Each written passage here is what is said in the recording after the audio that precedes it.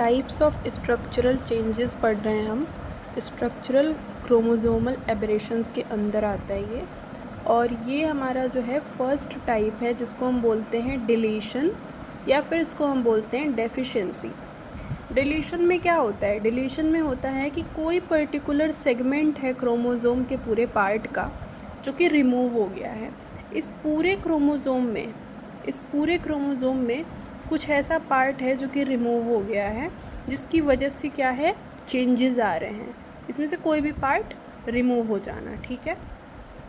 अब ये जो डिलीशन होता है ना, ये डिलीशन ये हम ऑब्ज़र्व करते हैं किसके अंदर? ड्रोसोफिला के अंदर, टोमेटो के अंदर, वीट के अंदर, ठीक है। इन सब ड्रोसोफिला, टोमेटो एंड वीट के अंदर हम इसको ऑब्ज़र्व करते हैं।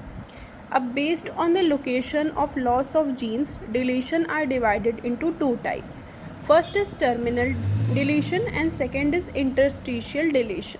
ओके, टर्मिनल डिलीशन क्या होता है? टर्मिनल वर्ड का मतलब होता है जब भी कोई चीज़ टर्मिनल एंड से रिमूव होती है, जैसे कि टिप जो होता है, रूट का टिप हो गया, शूट का टिप हो गया। जब भी कोई चीज़ टिप वाले रीजन से रिमूव होती है उसको हम बोलते हैं टर्मिनल। यहाँ पे टर्मिनल का मतलब है कि जब भी कोई पोर्शन जो है वो टर्मिनल एंड ऑफ क्रोमोसोम से हटेगा या लॉस होगा, तो उस टाइप ऑफ डिलीशन को हम क्या बोलते हैं? टर्मिनल डिलीशन बोलते हैं।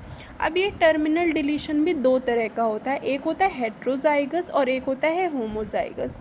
हेट्रोजाइगस का मतलब होता है डेफिशिएंसी जो है वो सिर्फ एक पेयर ऑफ क्रोमोसोम में है, यानी अगर ये दो पेयर हैं हमारे पास, तो डेफिशिएंसी जो है वो सिर्फ एक ही क्रोमोसोम में है, ठीक है, दूसरा जो है उसमें नहीं है। इसको बोलते हैं क्या? हेट्रोजाइगस। और एक होता है हमारा होमोजाइगस। होमोजाइगस में क्या होता है कि जो दोनों पेयर होते हैं ना क्रोमोसोम के, इन दोनों पेयर में क्या है, इन दोनों पेयर में हमारी डेफिशिएंसी हुई है या डिलीशन हुआ है। इसका मतलब है कि इसका भी कुछ पोर्शन लॉस हुआ है और इसका भी कुछ पोर्शन लॉस हुआ है। इसको हम बोलते हैं होमोजाइगस। तो टर्मिनल के कितने टाइप हो गए?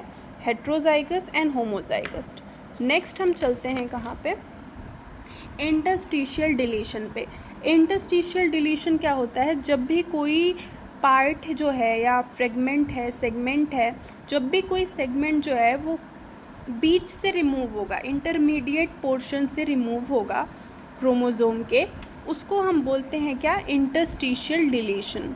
मतलब कि सेंट्रोमर के बीच से अगर रिमूव हुआ तो उसको हम बोलेंगे क्या? इंटरस्टिशियल या इंटरकैलरी, यानी बीच का पोर्शन रिमूव हो रहा है, जैसा कि इस डायग्राम में भी देख सकते हैं,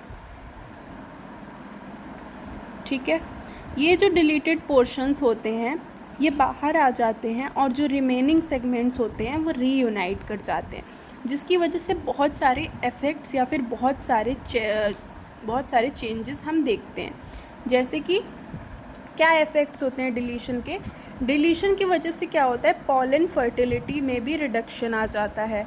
और ये जो स्मॉल डिलीशंस होते हैं ये तो फिर भी वाइबल होते हैं, लेकिन अगर ये लार्ज डिलीशन है या बहुत बड़ा पोर्शन वहाँ से रिमूव हो गया है तो ये इंडिविजुअल के लिए बहुत लीथल होता है, ठीक है। इसके अलावा क्या होता है? क्रॉसिंग ओवर को भी सप्रेस करता है डिलीशन जो है वो फिनोटाइप को भी अफेक्ट करता है, ठीक है।